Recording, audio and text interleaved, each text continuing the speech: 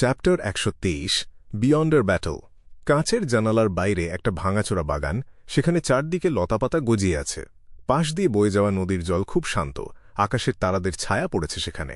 চারপাশের বাড়িঘর থেকে একটা উষ্ণ আলো এসে পড়ছে। সবকিছু একদম নিশ্চুপ, যেন রাতের আগমনের অপেক্ষায় আছে। ট্রিসির চেহারার বৈশিষ্ট্যগুলো খুব সাধারণ হলেও সব মিলিয়ে তাকে দেখতে অদ্ভুত রকমের সুন্দর লাগত। সে তার দৃষ্টি সরিয়ে নিল এবং দ্রুত পায়ে কাপড়ের র্যাকের দিকে এগিয়ে গেল হুডওয়ালা একটা লম্বা কালো রোব নেওয়ার জন্য। সে জলদি করে রোবটা গায়ে চাপাল, বোতাম আর বেল্ট আটকে নিল। তারপর মাথার উপর হুডটা টেনে দিয়ে নিজেকে একদম একজন অ্যাসাসিনে রূপান্তরিত করল। ট্রিসি তার ডান হাতটা তুলল এবং নিজের মুখের উপর দিয়ে বুলিয়ে নিল। সাথে সাথেই হুডের নিচে থাকা তার চেহারাটা ঝাপসা হয়ে গেল। ঠিক তার পরমুহূর্তেই সে তার কোমরের কাছে লুকানো থলে থেকে এক মুঠো চকচকে পাউডার বের করল। একটা মন্ত্র পড়তে পড়তে সে সেটা নিজের গায়ে ছিটিয়ে দিল। ট্রিসির শরীরটা একটু একটু করে অদৃশ্য হতে শুরু করল। ইরেজার দিয়ে ঘষে পেন্সিলের দাগ যেভাবে মুছে ফেলা হয়, ঠিক সেভাবেই তার শরীরের আকারটা মিলিয়ে যেতে লাগল। লুকিয়ে পড়ার স্পেলটা শেষ করে সে নিঃশব্দে শোবার ঘর থেকে বেরিয়ে এলো। সে উল্টো দিকের ঘরটায় গেল এবং তারপর গ্রিল ছাড়া জানালাটা খুলে ফেলল। হালকা একটা লাফ দিয়ে ট্রিসি জানালার কার্নিশে গিয়ে দাঁড়াল। সেখান থেকে সে বিল্ডিংয়ের পেছনের ঘাসে ঢাকা প্রান্তরটার দিকে তাকাল। নিচে তাকাতেই সে দেখতে পেল স্টিলের বেড়াটা, যেটা মনে হচ্ছিল যেন রাতের অন্ধকারের সাথে একেবারে মিশে গেছে। সেখানে সে দেখতে পেল কর্পস কালেক্টর ফ্রাইকে, যে নিঃশব্দে বেড়া টপকে এপাশে আসার চেষ্টা করছিল। সে একটা গভীর শ্বাস নিল এবং একটা পালকের মতো নিচে নেমে এল। কোনো রকম শব্দ না করেই সে ঘাসে ঢাকা মাঠের উপর পা রাখল। ফ্রাইয়ের পরনে ছিল একটা কালো ট্রেঞ্চকোট। সে তার হাতের কাস্টম রিভলভারটা বাগিয়ে ধরে খুব সতর্কভাবে চারপাশটা পর্যবেক্ষণ করছিল। সে খুঁজছিল যদি কোনো প্রতিহিংসাপরায়ণ আত্মা বা অশুভ আত্মা সেখানে আবির্ভূত হয়। সে এই ধরনের সত্তাদের সরাসরি নিজের চোখে দেখতে পেত। ট্রিসি নিঃশব্দে ফ্রাইয়ের দিকে এগিয়ে গেল এবং ঠিক তার পেছনে গিয়ে দাঁড়াল। কে জানে কখন তার হাতে কালো রং মাখানো একটা ছোরা চলে এসেছে। পুফ! সে খুব দ্রুত আঘাত হানল। ছোরাটা সোজা ফ্রাইয়ের পিঠের নিচের দিকে বসিয়ে দিল। কিন্তু ঠিক সেই মুহূর্তে তার সামনের দৃশ্যটা চুরমার হয়ে ভেঙে পড়ল, যেন এতক্ষণ যা হচ্ছিল সবকিছুই ছিল একটা বিভ্রম। ট্রিসি বুঝতে পারল যে সে আসলে এখনও জানালার কার্নিশেই দাঁড়িয়ে আছে, আর ঠিক আগের মতোই ঘাসে ঢাকা প্রান্তর আর স্টিলের বেড়াটার দিকে তাকিয়ে আছে।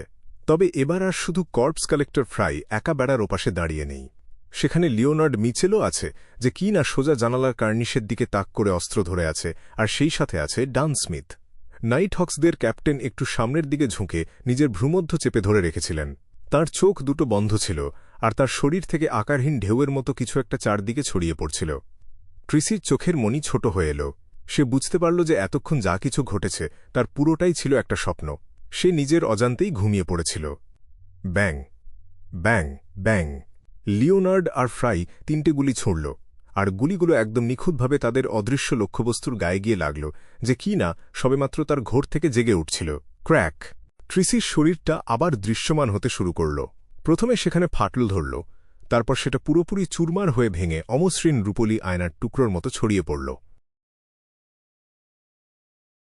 বিল্ডিংয়ের ভেতরে ট্রিসি, যে কি না একটা সাবস্টিটিউশন স্পেল ব্যবহার করেছিল, সে পালিয়ে যাওয়ার জন্য ঘুরে দাঁড়াল।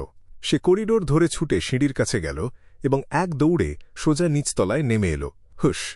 নিচতলা দিয়ে এক দমকা কনকনে অশুভ বাতাস বয়ে গেল, এমন একটা বাতাস যা যে কোনো মানুষকে জমিয়ে বরফ করে দিতে পারে। আকারহীন স্বচ্ছ কিছু অবয়ব ঘোরলাগা অবস্থায় অবশভাবে বিল্ডিংয়ের আনাচে কানাচে ঘুরে বেড়াচ্ছিল। ট্রিসি, যে ততক্ষণে তার অদৃশ্য হওয়ার ক্ষমতা হারিয়ে ফেলেছিল, সে যখনই ওই আত্মাদের ভেতর দিয়ে যাচ্ছিল তখনই তার শরীরের তাপমাত্রা কমে যাচ্ছিল।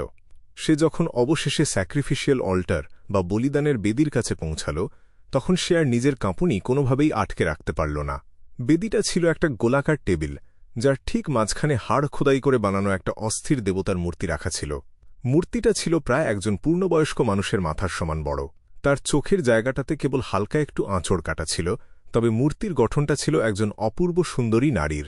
তার চুলগুলো মাথা থেকে একেবারে পায়ের গোড়ালি পর্যন্ত নেমে এসেছিল।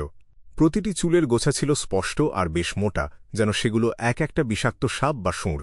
প্রতিটি চুলের ঠিক ডগায় একটা করে চোখ বসানো ছিল, যার মধ্যে কিছু চোখ বন্ধ আর কিছু খোলা।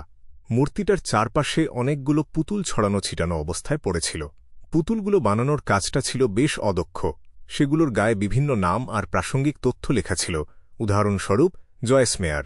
টেবিলের ওপর তিনটে মোমবাতি জ্বলছিল, ওই কনকনে অশুভ বাতাসের মধ্যেও সেগুলোর হলুদাভ সবুজ শিখা কাঁপছিল। ট্রিসি দেবতার মূর্তির সামনে মাথা নোয়াল এবং খুব দ্রুত তার মন্ত্রগুলো পড়ে নিল। তারপর সে পুতুলগুলোকে একপাশে সরিয়ে দিল এবং মোমবাতির শিখাগুলো নিভিয়ে ফেলে মূর্তিটা তুলে নিল। হর্ষ! বাতাসটা ভয়ানক জোরে গর্জন করে উঠল আর বন্ধ জানালাগুলোকে প্রচণ্ডভাবে কাঁপিয়ে দিল। ক্ল্যাঙ্ক! ক্যাঁচ! কাঁচের টুকরোগুলো ছিটকে চারদিকে উড়ে গেল। ফ্রাই, যে সবেমাত্র বিল্ডিংয়ের অন্য পাশে এসে পৌঁছেছিল, সে হঠকারীভাবে ওই বলিদানের বেদির কাছে ছুটে যাওয়ার সাহস করল না। সে শীতে কেঁপে উঠল। তার মনে হল যেন তার শরীরের রক্ত একদম ঠান্ডা হয়ে বরফ জমতে শুরু করেছে। এর ফলে তার চলাফেরা চোখে পড়ার মতোই ধীর হয়ে আসছিল। হঠাৎ করে সে তার পায়ের গোড়ালির কাছে একটা টান অনুভব করল, যেন অদৃশ্য কোনো কিছু তার পা দুটো আঁকড়ে ধরেছে। যে জায়গাটায় ওই অদৃশ্য জিনিসটা ধরেছিল, সেখান থেকে এক তীব্র শীতল অনুভূতি উপরের দিকে ছড়িয়ে পড়তে লাগল। একজন সিকোয়েন্স নয়, এর বিয়েন্ডার হলে এতক্ষণে সে পুরোপুরি অবশ হয়ে যেত। কিন্তু একজন কর্পস কালেক্টর হিসেবে ফ্রাইয়ের কাছে এই ধরনের পরিস্থিতি মোটেও নতুন কিছু ছিল না। সে তার রিভলভারটা গোড়ালির পাশে তাক করল এবং ট্রিগার টেনে দিল। ব্যাপারটা এমন ছিল যেন সে স্পষ্ট দেখতে পাচ্ছিল তার শত্রু কে আর ঠিক কোথায় আছে। ব্যাং! বাতাস চিরে একটা রূপলি ডিমন হান্টিং বুলেট ছুটে গেল, আর তার জবাবে একটা তীক্ষ্ণ আর্তনাদ শোনা গেল। আকারহীন ওই অবয়বটা মিলিয়ে গেল এবং ফ্রাই তার নড়াচড়া করার ক্ষমতা ফিরে পেল। অন্যদিকে ডান স্মিথ, যিনি বেদির সামনের দিক দিয়ে সরাসরি আক্রমণ না করে দোতলায় পৌঁছাতে চাইছিলেন, তিনিও ঠিক একইভাবে সেই কনকনে বাতাসের কবলে পড়লেন। ভাঙা জানালাটার ঠিক বাইরে দাঁড়াতেই তার শরীরটা জমে বরফ হয়ে গেল। হুশ! জানালার পেছনের পর্দাটা হঠাৎ করে উড়ে এসে ডানকে গিলে ফেলল, যেন কোনো দানব তার শিকারকে আস্ত গিলে খাওয়ার জন্য হাঁ করেছে। পর্দাটা ডানের মাথার চারপাশটা জড়িয়ে ধরল, মনে হচ্ছিল যেন সেটার ভেতরে প্রাণ চলে এসেছে। সেই চেপে বসা কাপড়ের ভেতর দিয়ে ডানের মুখের আদলটা ফুটে উঠতে শুরু করল। ডান, যার শ্বাস প্রায় বন্ধ হয়ে আসার উপক্রম হয়েছিল, তিনি দুই পা সজোরে মাটিতে ঠুকলেন। তিনি তার হাঁটু দুটো সোজা করে কোমরটা মোচড় দিলেন আর কেবল নিজের গায়ের জোর দিয়েই পর্দাটার বাঁধন আলগা করে ফেললেন। তিনি তার মাথার চারপাশে থাকা পর্দাটার একটা কোনা বাঁ হাত দিয়ে খামচে ধরলেন আর হ্যাঁচকা টান মেরে সেটাকে সরিয়ে দিয়ে মাটিতে ছুঁড়ে ফেললেন। ব্যাং! জানালার পেছনে থাকা পর্দাটার বাকি অর্ধেকটায় তিনি গুলি চালালেন, যাতে সেটা তার ওপর আর কোনো আক্রমণ চালানোর চেষ্টা করতে না পারে। পর্দাটার সাথে সাথেই থেমে গেল আর সেটার ভেতর থেকে গাঢ় লাল রঙের তরল গড়িয়ে পড়তে লাগল। হুশ! মাঠের মধ্যে লিওনার্ড মিচেল তার কবিতাগুলো আবৃত্তি করছিল, আর সেও মৃত্যুর সেই তীব্র অনুভূতি মেশানো কনকনে অশুভ বাতাসের ধাক্কা খেল। শীতে তার দাঁতে দাঁত বাড়ি খাচ্ছিল, যার কারণে তার পক্ষে কবিতাগুলো স্পষ্টভাবে উচ্চারণ করা কঠিন হয়ে পড়ছিল। বাগানের আগাছাগুলো হঠাৎ করেই লম্বা হয়ে তার পায়ের গোড়ালি পেঁচিয়ে ধরল। সেই ভয়ঙ্কর ঝোড়ো বাতাসের সাথে একটা কালো ছায়া তার দিকে ছুটে এল। লিওনার্ড, যার শরীরটা ততক্ষণে শক্ত হয়ে গিয়েছিল, সে সময় মতো গুলি ছুঁড়তে ব্যর্থ হল। সে শুধু তার কাঁধটা পেছনের দিকে টেনে হাতটা উপরে তুলতে পারল। থাট! কালো ছায়াটা সজোরে তার হাতের সামনের দিকে আছড়ে পড়ল। সেটার গায়ে থাকা কাঁটাগুলো লিওনার্ডের চামড়া ভেদ করে ভেতরে ঢুকে গেল। এটা ছিল একটা সুন্দর, উজ্জ্বল লাল রঙের ফুল, যেটার উৎপত্তি কোথায় তা কেউ জানে না। যন্ত্রণায় কাতর লিওনার্ড তার নিজের রক্তে রাঙানো ফুলটাকে একপাশে ছুঁড়ে ফেলে দিল। ব্যাং! সে চারদিকে ছড়িয়ে পড়া লতাপাতাগুলোর দিকে একটা গুলি ছুঁড়ল, আর সাথে সাথে সেখান থেকে গাঢ় লাল তরল বেরিয়ে আসতে লাগল। ট্যাপ! ট্যাপ! ট্যাপ! লিওনার্ড তার হাঁটার গতি বাড়িয়ে দিল এবং নিচতলার সেই ভাঙা জানালাটার দিকে ছুটে গেল, যার পেছনে বেদিটা রাখা ছিল। সে আগে যেখানে দাঁড়িয়েছিল সেখান থেকে লতাপাতাগুলো হঠাৎ করেই গুটিয়ে গেল, যেন কোনো অদৃশ্য জিনিস থেকে তারা লুকিয়ে পড়ার চেষ্টা করছে। বেদি ধ্বংস করার ফলে যে বিশৃঙ্খলা তৈরি হয়েছিল এবং একটা সাসপেনশন স্টাইলের রিচুয়াল, এই সব কিছুর সুযোগ নিয়ে ট্রিসি নিজেকে আবারও লুকিয়ে ফেলল। সে নাইট হকদের স্পিরিট ভিশনকে বোকা বানিয়ে তাদের সাঁড়াশি আক্রমণ থেকে পালাতে সক্ষম হল। এরপর সে ৩ নাইট হকের ঠিক পেছনের একটা জায়গায় গিয়ে দাঁড়াল। সে তার ডান হাতটা বাড়িয়ে দিল আর সাথে সাথেই একদমকা ঠান্ডা বাতাস বয়ে গেল। সেই বাতাস লিওনার্ডের রক্তে মাখানো ফুলটাকে উড়িয়ে নিয়ে এসে সোজা তার হাতের তালুতে ফেলে দিল। ট্রিসি সেখানে এক মুহূর্ত দাঁড়াল না। হাতে ফুলটা নিয়ে এসে খুব ক্ষিপ্রতার সাথে স্টিলের বেড়াটা টপকে গেল এবং তাশক নদীর দিকে পালিয়ে গেল। লিওনার্ড, যে সবেমাত্র নিচতলায় ঢুকেছিল, সে হঠাৎ করেই মাথা ঘোরাল, যেন সে কোনো কিছু শোনার চেষ্টা করছে। তার চেহারার ভাব বদলে গেল। সে পাগলের মতো নিজের জামার হাতাটা গুটিয়ে উপরের দিকে তুলল আর ফুলের কাঁটা লেগে তৈরি হওয়া ক্ষতটার দিকে তাকাল। তার শারীরিক গড়নের কারণে ক্ষতস্থান থেকে রক্ত পড়া ততক্ষণে বন্ধ হয়ে গিয়েছিল। সেখানে শুধু জায়গাটা একটু লাল হয়ে ফুলেছিল। লিওনার্ডের চেহারাটা ভীষণ গম্ভীর হয়ে উঠল। সে তার বাঁ হাতের তর্জনীটা চিমটি দিয়ে ধরল এবং সোজা টান দিয়ে নিজের নখটা উপড়ে ফেলল। যন্ত্রণায় তার মুখটা বিকৃত হয়ে গেল, কিন্তু সে এক মুহূর্তের জন্য থামল না। মনে মনে কিছু একটা মন্ত্র পড়তে পড়তে সে ওই উপড়ে ফেলা নখটা দিয়ে রক্ত জমাট বাঁধা ক্ষতস্থানটা চিরে ফেলল।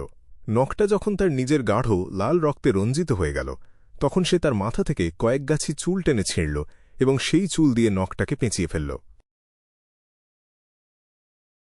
তাশক নদীর ধারে এসে ট্রিসির হাঁটার গতি কমে এল। সে তার হাতের ফুলটার দিকে দৃষ্টি নিক্ষেপ করল। সে বিড়বিড় করে কিছু একটা পড়ছিল, আর ঠিক তখনই তার হাতের তালুতে একটা কালো, মায়াবী আগুনের গোলা হঠাৎ করে জ্বলে উঠল। আগুনের শিখাগুলো ফুলটাকে পুরোপুরি গ্রাস করে নিল আর পুড়িয়ে একদম ছাই করে দিল। এই কাজটা শেষ করার পর ট্রিসি নদীতে লাফিয়ে পড়ল এবং জলের নিচে ডুব দিল। ঠিক সেই একই সময়ে লিওনার্ড তার চুল দিয়ে মোড়ানো রক্তমাখা নখটা ঘরের এক কোণায় ছুঁড়ে ফেলল। সে দেখতে পেল যে সেটা জ্বলতে শুরু করেছে, আর সেখান থেকে একটা পচা দুর্গন্ধ বেরোচ্ছে। নখ আর চুলটা খুব দ্রুত ছাই হয়ে মিলিয়ে গেল, পেছনে শুধু সামান্য একটু ধুলো পড়ে রইল। লিওনার্ড স্বস্তির একটা শ্বাস ফেলল। সে জানালা দিয়ে নিচতলায় ঢুকল এবং ডান আর ফ্রাই, যারা তখন বেদিটা ধ্বংস করছিল, তাদেরকে বলল লক্ষ্যবস্তু পালিয়ে গেছে। তবে ঠিক আছে, আমাদের প্রধান উদ্দেশ্য ছিল রিচুয়ালটা থামানো। ডান দীর্ঘশ্বাস ফেললেন এবং টেবিলের ওপর থাকা পুতুলগুলোর দিকে তাকালেন। সে খুব সতর্ক আর খুব শক্তিশালী ছিল। সে আগেই বুঝতে পেরেছিল যে আমরা তার দিকে এগোচ্ছি, তা না হলে সে নিশ্চয়ই কমপক্ষে একজন সিকোয়েন্স 7-এর বিয়ান্ডার। ক্লায়েন্টকে সিগন্যাল দাও, ওকে এখানে আসতে বলো। স্বপ্নের মধ্যে ওই সামান্য একটু বোঝাপড়ার মাধ্যমেই তিনি নিশ্চিত হতে পেরেছিলেন যে তাদের ওই শত্রু আসলে একজন নারী।